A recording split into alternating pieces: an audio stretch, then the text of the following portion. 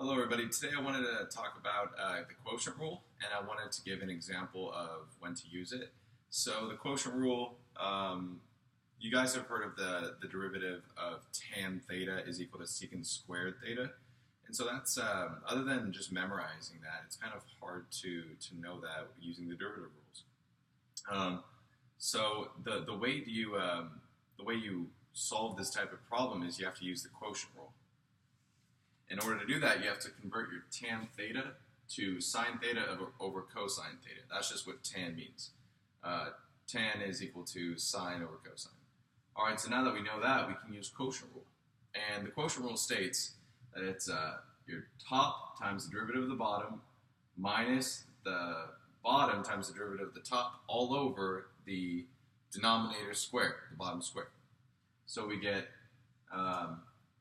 top sine theta x sine theta times the derivative of the bottom, which is cosine theta, and the derivative of cosine theta is negative sine theta. So it's cosine theta times negative sine theta.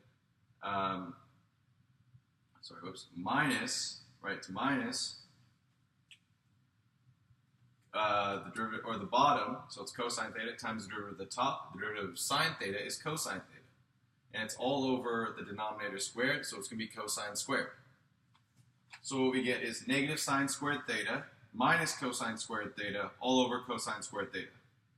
So we can rearrange it to be cosine squared theta minus the negative sine squared theta all over cosine squared theta.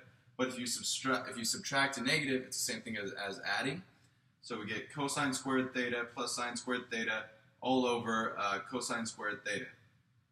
The thing is, cosine squared theta plus sine squared theta is an identity. That, in and of itself, is equal to 1. And therefore, we get 1 over cosine squared theta.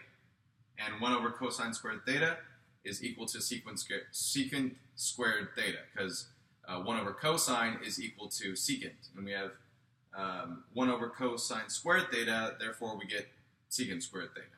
Anyways, that's how you use the quotient rule to solve a trigonometric proof of why the derivative of tan is equal to secant squared theta. Anyways, my name is Gabriel Forbes. Feel free to email me at gforbes@poets.whittier.edu. Thank you.